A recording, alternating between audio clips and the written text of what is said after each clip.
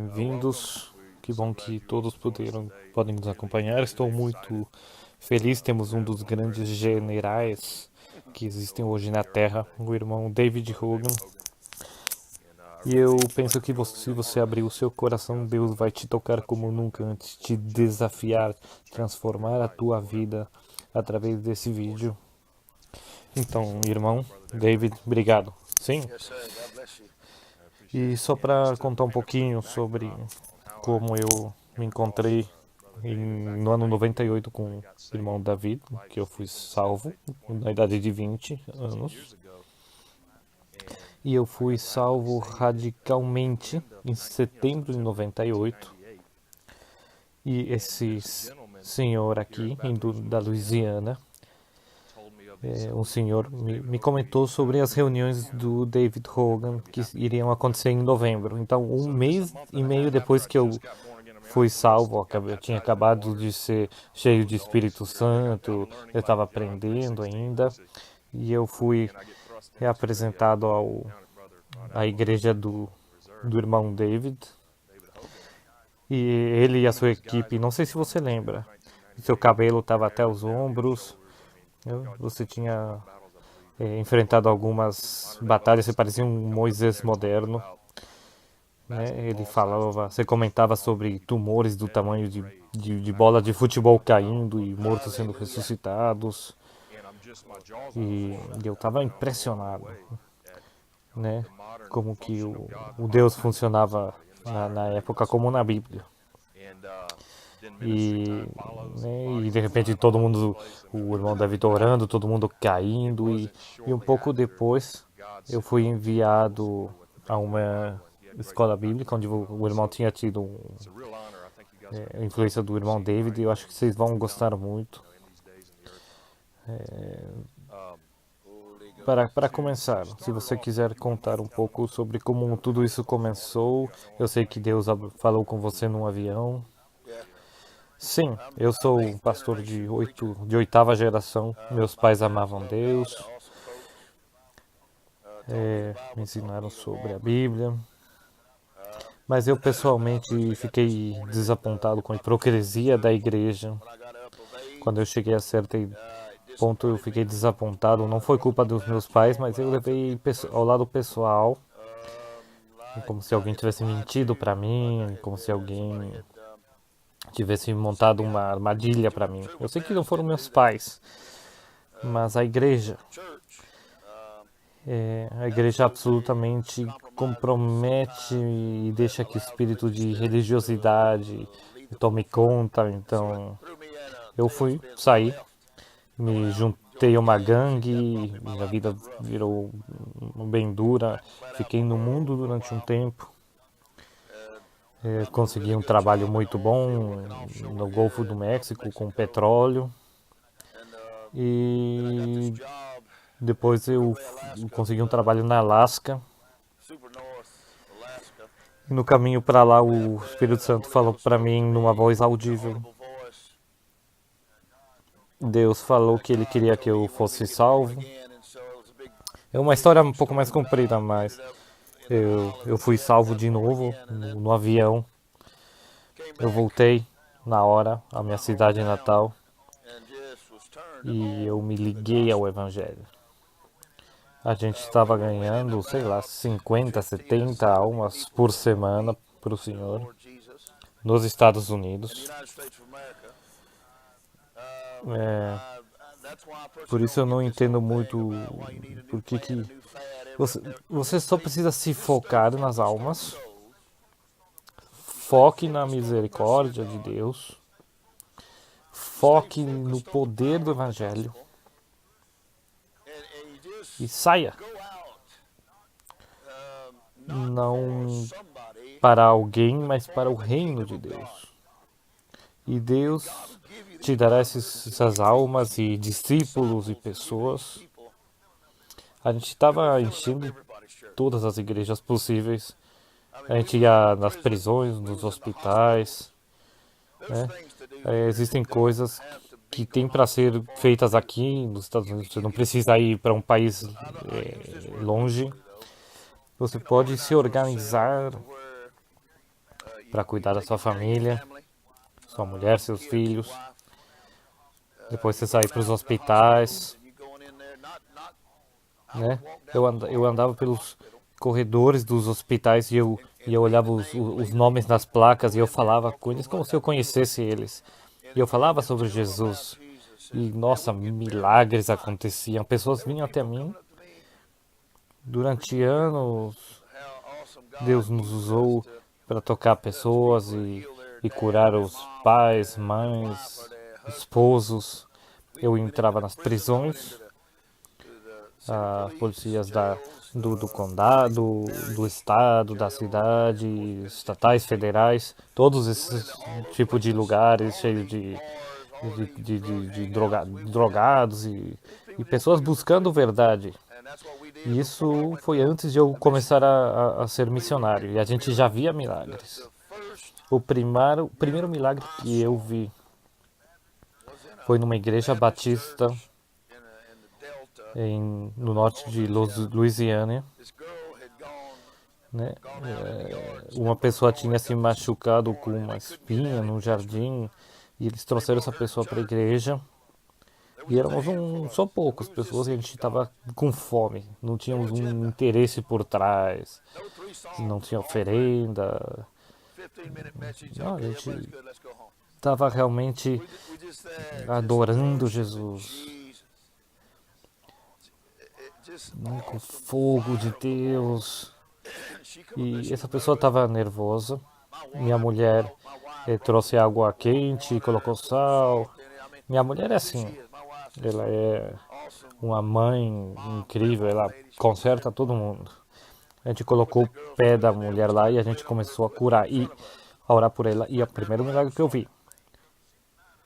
De repente essa coisa, uma coisa assim, um ferro começa a sair e pum, ela é curada. A gente tava, nossa, incrível. E depois eu tive a sorte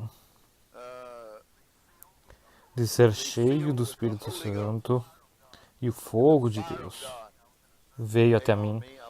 Eu estava num serviço, um cara estava falando de milagres e eu estava indo, eu fui até ele, eu queria bater nele e eu estava bravo com ele. Eu sou um cara grande e tal, e eu estava indo agressivamente até ele e ele olhou para mim, falou em nome de Jesus. E antes de eu reagir, eu saí voando. Fiquei nocauteado por 3 dias sem comer e beber nada. Só com o poder de Deus dentro de mim. E assim como tudo começou. Pau. Fogo. Unção. A bondade de Deus. Isso foi lá atrás. 40 anos atrás. E depois você foi chamado ao México. Você gostaria de compartilhar? Você teve uma visão para ir para lá? Não foi assim? Bom, eu era um típico americano, gringo. Não tinha viajado, não era muito viajado, nunca tinha saído, só tinha ido para Mississippi. Eu tinha trabalhado, acho, em Nova York, num campo de petróleo. Mas eu não era viajado nem nada. E Deus falou para mim.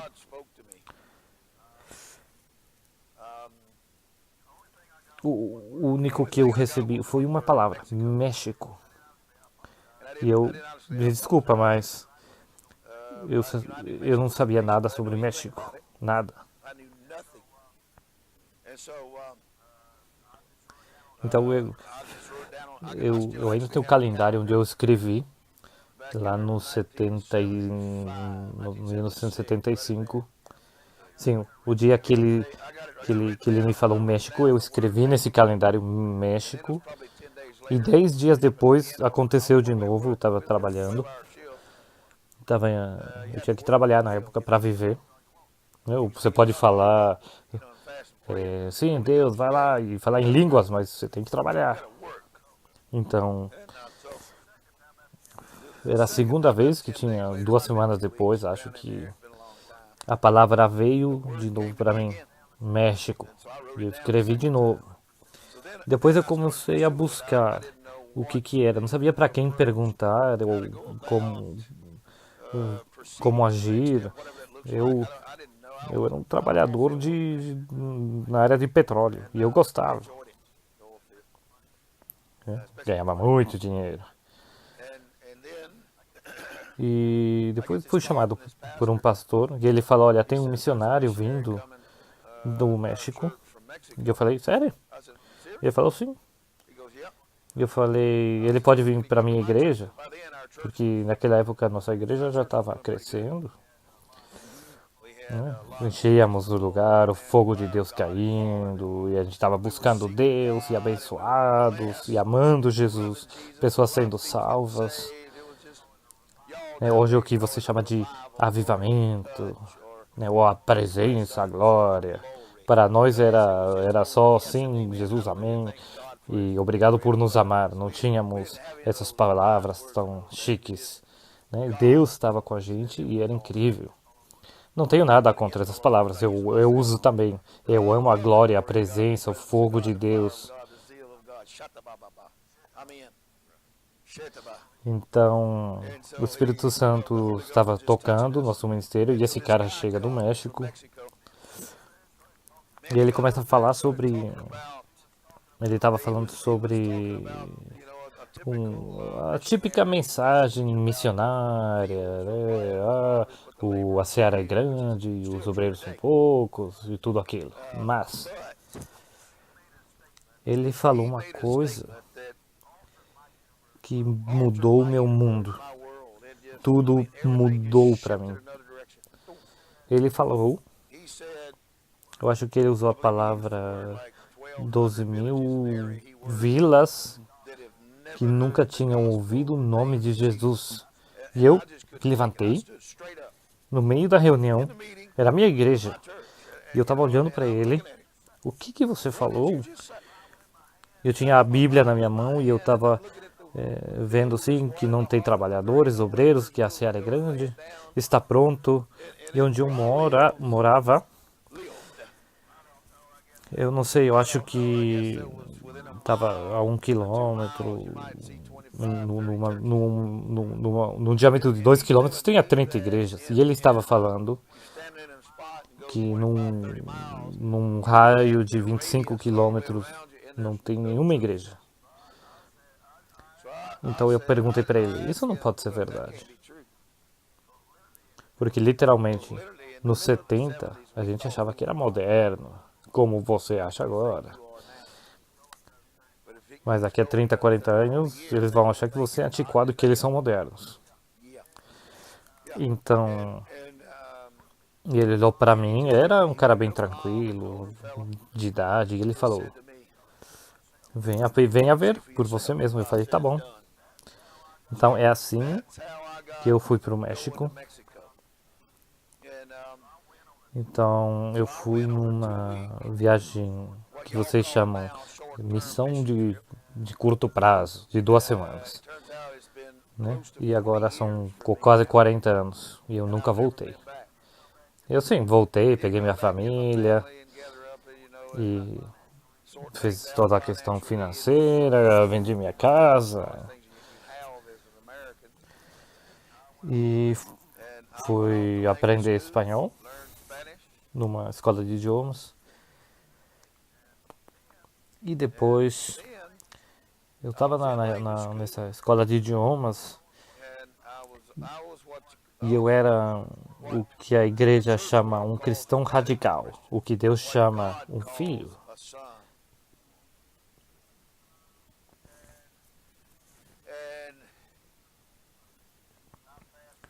E eu jejuei, orei, procurei Deus, leio a Bíblia todo dia. É um prazer entrar na palavra de Deus e olhar essas escrituras que elas vão estar com vida e você fala, uau, vem a misericórdia, obrigado. E enquanto eu estava lá, eu estava fazendo um jejum de 14 dias Isso vai ser estranho para você, para todos vocês. Talvez muito radical para vocês, mas se você quer o céu, o reino dos céus, você tem que procurá-lo. Deus está nos procurando, sim, mas você tem que buscar o Senhor, porque Ele fala na palavra: busque-me e me encontrarás. Então eu vou buscar Deus, porque você não sabe se hoje é o dia que Ele vai explodir o nosso mundo. Não seria legal se a gente estivesse buscando Ele quando isso acontecer? Então estou lá e eu estava orando o dia inteiro e eu estava indo para a escola de idiomas e eu estava jejuando, então a carne não gosta disso, né? Mas o céu ama isso. Se você ama o céu, ele também vai te chamar de volta. Ele vai. Então, eu não sei, acho que estava já 7 dias fazendo isso, eu estava muito cansado, meu corpo estava tudo. Né, eu sentava e eu caía, eu dormia, eu ficava muito cansado, mas eu tinha essa motivação, eu preciso de Deus. Então eu dormi. Era umas 3 horas da manhã. E às 8 da manhã eu tinha que ir para a escola de idiomas. E de repente eu fui meio que acordado por uma presença. E eu me levantei, vi as portas. Era um centro de oração. Que eles me deram a chave. Porque eu estava orando tanto, procurando Deus, que eles me deixaram eu ficar lá. Porque você tem que procurá-lo, ele é incrível. O Espírito Santo é demais. E eu procurei minha Bíblia e ela estava aberta em Isaías 58, o jejum do Senhor. E no final dizia que ele vai fazer que você seja um reparador de pontes. E é o que eu sou. Eu não queimo pontes, eu conserto, reparo diferenças em tribos e pessoas e raças e cores e idiomas. Minha responsabilidade como pessoas do Espírito Santo é ter suficiente amor de Deus para consertar qualquer coisa.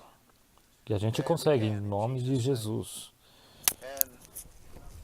E eu estava sentado lá olhando esse verso, pensando, são 3:30 da manhã e eu tô quase meio assustado com essa presença que eu senti. E tinha esse. De repente eu tinha uma visão 360 graus. Era como se eu estava sentado num lugar e eu olhava 360 graus, estava tudo ao redor meu. E quando eu procuro Deus, eu sempre tenho um caderno zerado e duas lápis, duas canetas, e eu peguei isso e eu comecei a escrever tudo que eu estava vendo escrito nas paredes, e eu virei os 360 graus, e tomou 6 páginas, e de repente, pum, e eu, que é isso? O que está acontecendo? Sim, eu voltei de repente para o quarto, e eu falei, o que aconteceu? Deus, me ajude, me ajude. E Deus, eu só ouvi, palavras entraram na minha mente falando, comece ali. E eu, onde? Tem montanhas. Eu conheço hoje o lugar lá no México, mas naquelas épocas eu não sabia nem o que era uma vila. Eu só via tetos, portas de bambu você tem tudo de terra. Eu, eu, quando eu trabalhava com construção, como eu trabalhava em tudo isso, eu reconhecia, eu sabia o que eu estava vendo, né? O tipo de construção que era. Então, eu escrevi tudo o que eu vi. Eu vi tudo isso. Você ainda tem esse quaderno? Sim, ainda tenho. Para os meus filhos, vou dar para eles. Mas eu vi todo o lugar onde eu devia ir. Tá tudo escrito.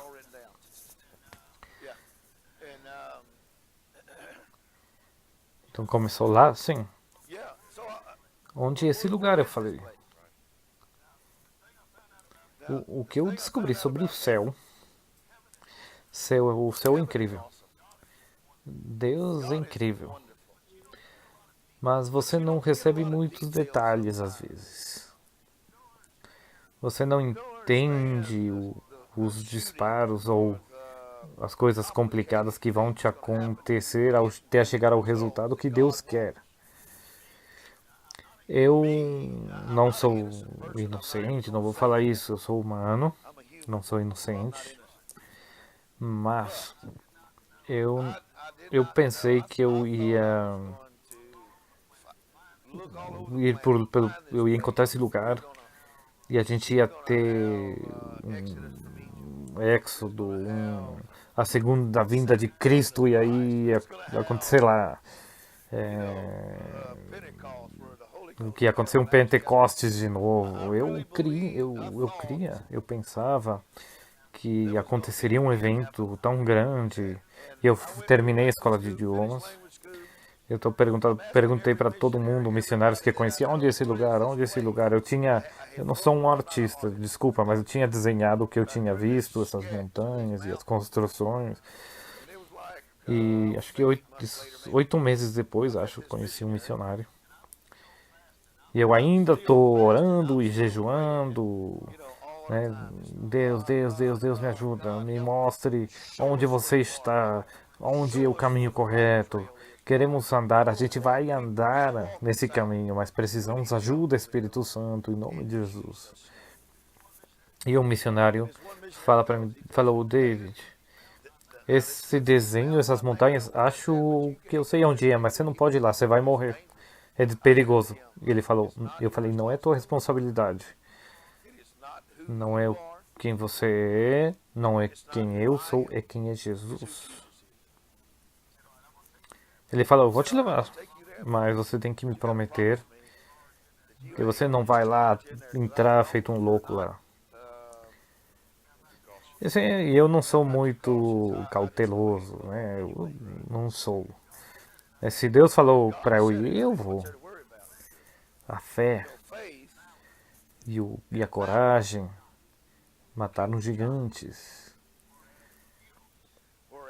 E os dons e tem pessoas que só esperam sentadinhos com seu poder, esperando o dia do Senhor. Não. Eu vou com fé e coragem sempre, quase sempre. 40 anos depois, eu ainda faço isso. Porque traz o poder e a misericórdia e os milagres seguem a fé. E a unção do Espírito Santo é o que segue a fé. Então ele falou, tudo bem. Então a gente falou, já tinha passado meses. Eu era bem jovem, impetuoso. Eu estava lá, vibrante, cheio de fogo. Mas chegou o dia que a gente foi. Não sei como descrever realmente. As palavras não. Quando você tem algo supernatural que te é dado e você encontra aquilo,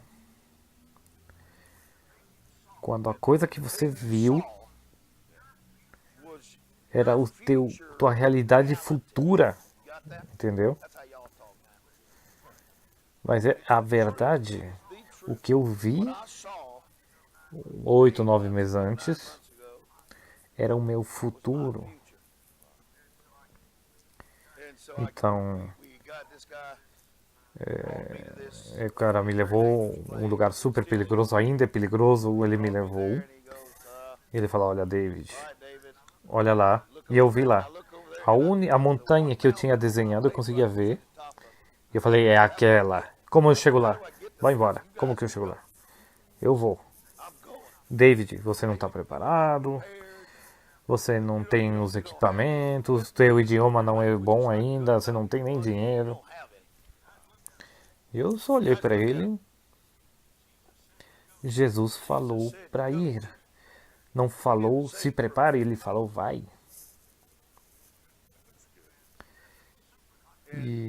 isso é uma questão meio controversa, né? Sempre me traz problemas. Mas a fé não é daqui a um ano, não é daqui a 2 anos. Se Deus, se você é propriedade de Jesus, se você tem uma visão, você tem que fazer o que tem que fazer. Eu sei o que eu fiz, eu sei o que eu vou fazer. Eu vou pisar num mundo onde você não sabe nada. Esse mundo se chama fé em Jesus, em Deus, em nome de Jesus. Então eu fui lá e tinha umas maquinárias e algumas coisas e tinha um monte de coisa lá. E eu comecei a falar com os homens e eles estão falando, a gente está construindo uma estrada. E eu falei, até onde vai? Alguns quilômetros. E já está aberto? Não. Falei, beleza, obrigado. Voltei aos missionários e eu falei, olha, tem uma estrada, alguns quilômetros. E eles falaram, David, não podemos fazer isso. Eu falei, tá bom. Só fale pra minha mulher onde eu tô indo, tá? E eles me olharam falando, porque assim, a lógica não entende a fé em Deus. Porque não é lógico. Mas eu ter uma visão é lógico? Não, nada. Eu me converti num avião, ouvindo uma voz audível de Deus. É lógico? Não, a lógica já tinha ido para o espaço. A Jorge agora vai fazer Deus, não lógica. Deus às vezes te permite viver em lógica, em razão, e tudo bem. Mas quando a hora é de andar em fé, você tem que deixar o pensamento mundano para trás e fazer o clique. E Deus fala sim, amém. Então, é o que eu creio. Então eles falaram, olha, tem certeza? Eles pegaram o carro e eles falaram, vamos lá, tá. Então a gente andou, a gente desceu uma montanha que tava, não era uma estrada aberta assim, mas dava para passar. Então a gente desceu e dava medo de verdade. Mas finalmente chegamos à parte baixa e tinha um rio que estava no meu desenho. E eu expliquei para eles. Olha, eu fui página a página, lendo para eles. Não? E em 6 páginas estavam 3 minutos das nossas vidas descritas. Eu estava contando para eles tudo o que tinha escrito, a gente viveu tudo o que estava escrito. Até um cavalo que estava passando na frente enquanto você estava lá, sim. Olha, o que a gente. Até as pessoas que você viu na tua visão. Sim, eu vi o futuro, o vento indo assim, as pessoas assim, tudo. Eu tinha escrito tudo o que aconteceu naqueles 3 minutos. E você estava esperando, eu estava esperando, talvez eu fui ingênuo, não importa. Eu ainda creio que Deus pode fazer tudo se eu tenho a fé. Então eu fiquei lá e eu falei para os céus: tô aqui. Aí a montanha, o cavalinho que eu descrevi, a vila, a construção, o cachorro, a árvore de mango, de laranja, tudo. Tá aqui no meu papel, nas minhas páginas. E as pessoas me olhando, esses caras me olhando. E eu era um estrangeiro. Eu era a minoria. Era o estranho. Eu estava vestido estranho. Eu não era um deles. E eu perguntei, Deus, e aí? E Deus falou, comece aqui. O único que eu recebi, eu escrevi. O dia, a hora e o que Deus falou. Comece aqui. E disso 40 anos. E ele nunca falou pare. Então, tenho que continuar. Incrível, né? Vamos falar de algumas outras coisas, que não temos muito tempo. Eu sei, você é conhecido por levantar os mortos. Eu sei isso. Como foi isso? Como é isso para você?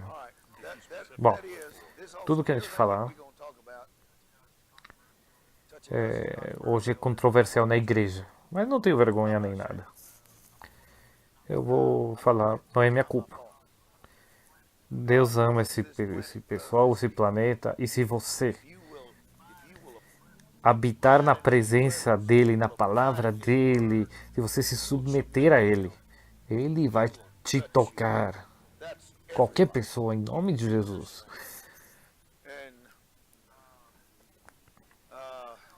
E lá atrás, quando a gente encontrou aquele lugar, tinha muito trabalho para fazer. Foi complicado, mas a gente achou. Mas depois que você encontra o lugar, então o trabalho começa. Aí vem o como fazer.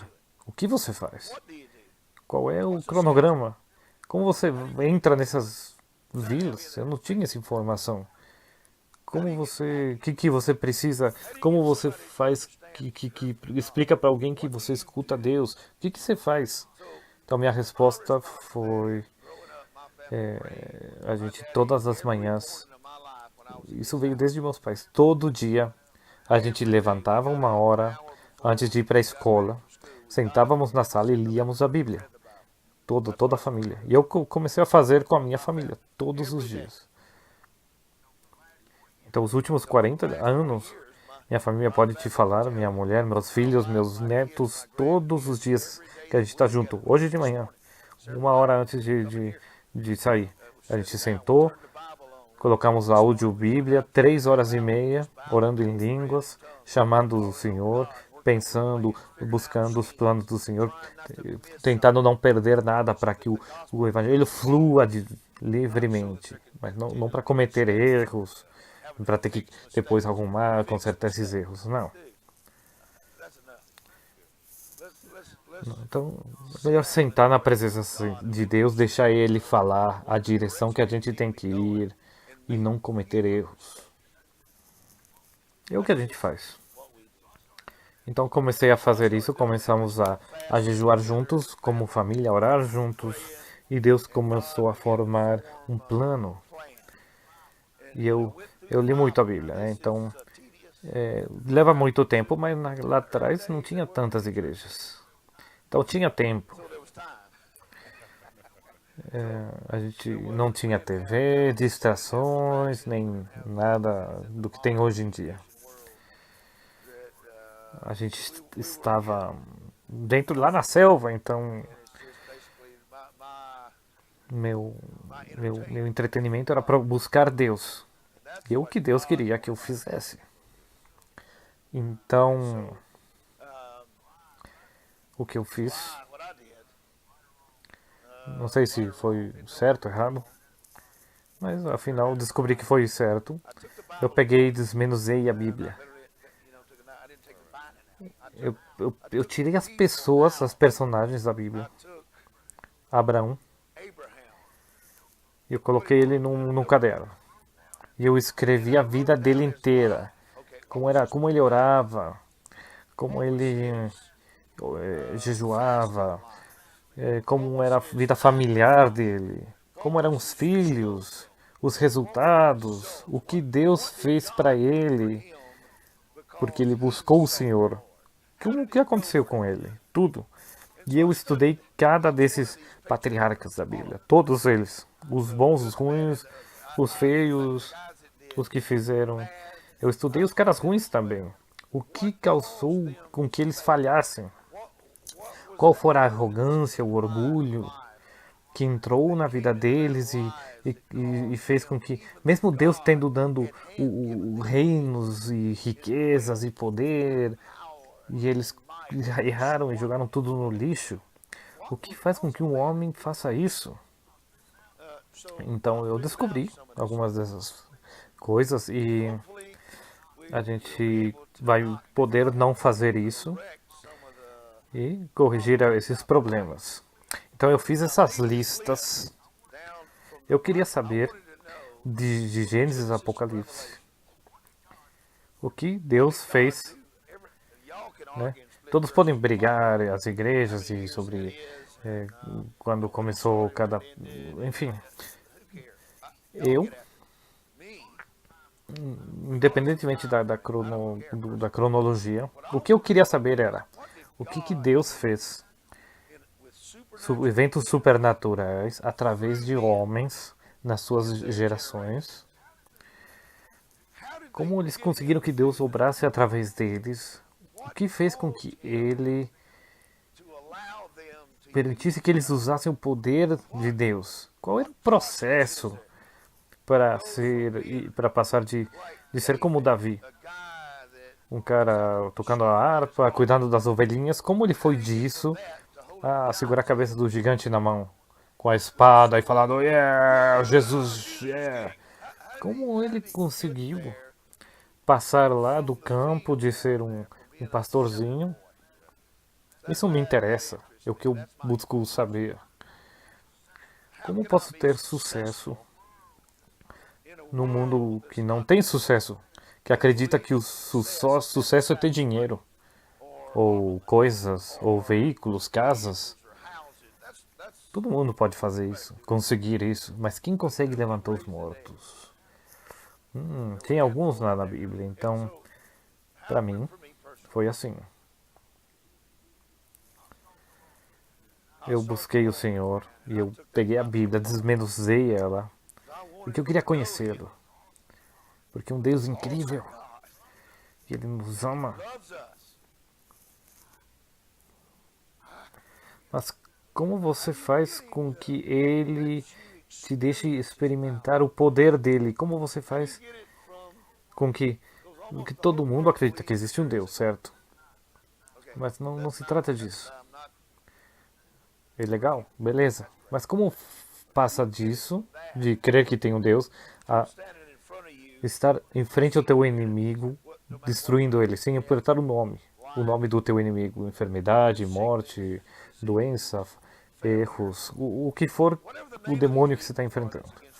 Como você faz com que Deus baixe do céu e através de você ele dispare e traga vitória à sua vida? Era a minha pergunta. Então comecei a examinar esses caras e eu descobri que tinha um caminho que todos eles seguiram. E não é um caminho difícil. É só fazer, só tomá-lo, só andá-lo. Você tem que buscá-lo, você tem que jejuar. As pessoas falam, não, a gente está além do jejum. Ah, é sério, como que está funcionando isso? Né? Você acha que é válido perguntar como que está indo? Você está indo para o outro lado, filho. Não, a gente, eu como indivíduo, como um grupo familiar, né, família, como um grupo de pessoas, como uma nação, temos que cair, nos postrar diante de Deus e pedir ajuda, porque senão não vai dar certo. Então comecei a jejuar, jejuar, e, e vi todos os milagres, o Mar Vermelho, tudo que Moisés fez, a água se tornando em sangue, e levantando mortos, e os olhos sendo abertos, Jesus, e todos esses milagres de braços criando, milagres de criacionais. Então, eu peguei da lista, e um dia minha mulher e eu estávamos num jejum de 21 dias, e eu estava no dia 18, acho, e eu olhei e falei, peguei um lápis e marquei, levantar os mortos. E eu falei, isso é o que eu vou fazer. E a minha mulher, ela falou, vamos fazer outra coisa. Eu nunca ouvi essa história, não, eu não falo muito, porque tudo é tão controverso hoje em dia, mas enfim. Eu falei pra ela, senhora Hogan, os homens conseguem fazer várias coisas, mas quando tem um morto, e todos os doutores, e a ciência, e a medicina falou, não podemos mais fazer nada, e você vai lá, e coloca as mãos em cima, em nome de Jesus. Seja curado, volte à vida. E se eles levantam? Oh, meu Deus. Bom, você sabe que Deus estava por aí. Então o que eu comecei a buscar? 1 ano, 2, 3, 4, 5 anos. E no quarto ano, não, no ano 3, eu tive uma oportunidade. Uma criança tinha se afogado num, num rio que estava bem alto. Eles me chamaram e eu entrei na água. A gente encontrou ele, morto. Tiramos ele, colocamos ele num barco. E, e Deus me falou para eu levantar ele. E eu fui um covarde. Eu sei que você não consegue ver isso em mim hoje. E eu talvez poderia ter falado que eu não fui. Não, eu amo Jesus, eu vou morrer por ti. E Jesus, como Pedro falou, e Jesus riu dele. Ele falou, você vai me negar 3 vezes? E ele falou, não de jeito nenhum. E o que você... acontece dentro da gente também. Você ama Deus, ama Jesus. Mas o medo aos homens é devastador. E aconteceu comigo. Por isso, eu sou às vezes muito agressivo. Porque eu tenho que lutar com essas coisas. Eu não superei 100%, porque eu sei que talvez existem formas que eu possa me intimidar, mas tem menos circunstâncias com as quais o inferno consegue trabalhar, me intimidar. Então foi difícil, foi um tempo difícil. 3 semanas passaram, eu me sentia derrotado, perdi meu zelo, perdi. Honestamente, tinha desobedecido Deus, decepcionado minha família, decepcionado a mim mesmo. Tudo que eu tinha conseguido foi jogado ao lixo por ter medo. Ter medo de falhar dos homens, né, a resposta dessas pessoas. E minha mulher, ela veio e pegou. Eu estava 3 semanas sentado numa cadeira sem fazer nada, horrível. E ela veio, me pegou pela camiseta e falou: ou você me leva de volta para casa e volta pro óleo, trabalhar com petróleo, ganhar dinheiro, ou você volta lá fora e ganha almas para Cristo. Meu Deus. E eu levantei. Eu não tinha comido praticamente em 3 semanas. Nada. Eu me levantei, tomei um banho, me vesti e eu saí. Estava tão bravo porque eu tinha me equivocado. E o que a gente não fala é como sair desse erro. Se você errou, como você sai disso? E eu sobre o que a gente precisa falar mais. E como eu fiz. Minha mulher me amou o suficiente para me falar a verdade. E eu tomei a decisão correta. E Deus te ajuda, claro. Ele tem um trabalho para você, não acontece, você se equivoca, mas você tem que continuar andando. O céu vai te ajudar e te mostrar o caminho. Vai. Então, eu, eu fui, andei, peguei minha mochila, tava andando, bravo. E eu tava andando e eu falei, e de repente tava numa vila, e as pessoas tudo em volta de mim, e eu era um gringo, né, um branquelo, e todos falavam comigo, e eu tentando falar, pregar Jesus, e eu nunca olhei para trás. Mas eu falei para o céu uma coisa: me dá mais uma chance.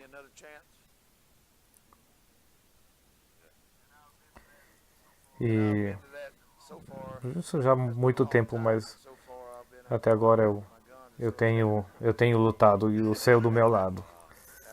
O primeiro foi um menino de 9 anos, estava morto já quase 6 horas. Eu fui lá, coloquei minha mão em cima nele. Eu tinha medo, meu Deus. Tava com muito medo. Tinham bruxos e pessoas com facas. Uma situação de dar medo. E eu tinha medo e eu tava em cima daquele. E eu falava, Deus me ajuda. 1 hora se passou, talvez mais de 1 hora. Orando. E de repente, pá, ele volta à vida. Foi lindo. Xalabarasca. Eu já consegui o nosso ministério ressuscitar 500, eu sozinho 32. E o que a gente faz? Eu sei que não temos muito mais tempo, vamos encerrar. Você pode comentar alguns outros milagres que você já viu? Teve um, a gente teve um tornado de, de, de um tornado dentro da igreja. Eu já tinha visto que isso tinha acontecido com o Jeff Jensen. Acho que está no YouTube. Um furacão assim de penas. Ele mandou para mim quando aconteceu e eu olhei, nossa. E aconteceu comigo. E eu falei pro céu quando eu vi o vídeo do Jeff Jensen, eu quero isso. Então eu tava aqui nas Ilhas Virgínia. E,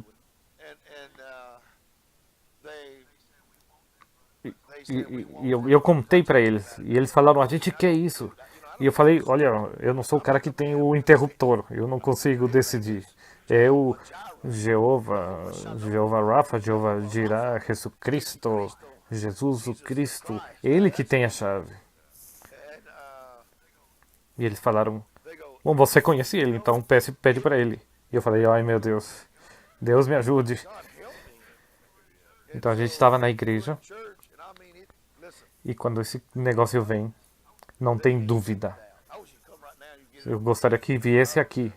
Você levaria um belo de um susto, posso te falar. Você ia ficar.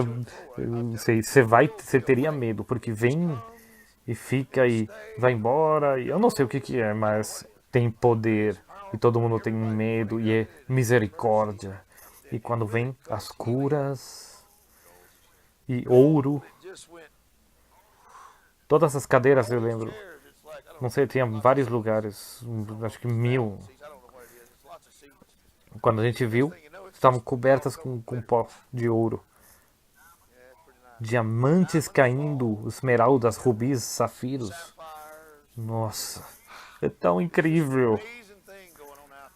E todo mundo quer que eu dê uma explicação. O que é isso? Para que é? Eu só sei que Jesus vem assim.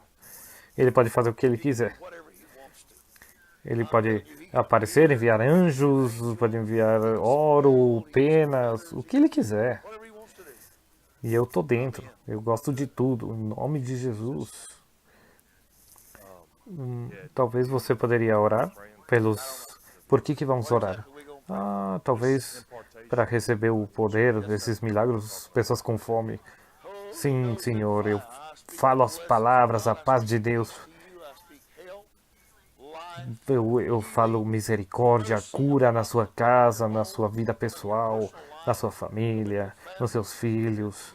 Eu abençoo você, suas finanças, e eu expulso o demônio em nome de Jesus. Espírito Santo, com unção, em nome de Jesus, sejam curados. Obrigado. Tchau, tchau.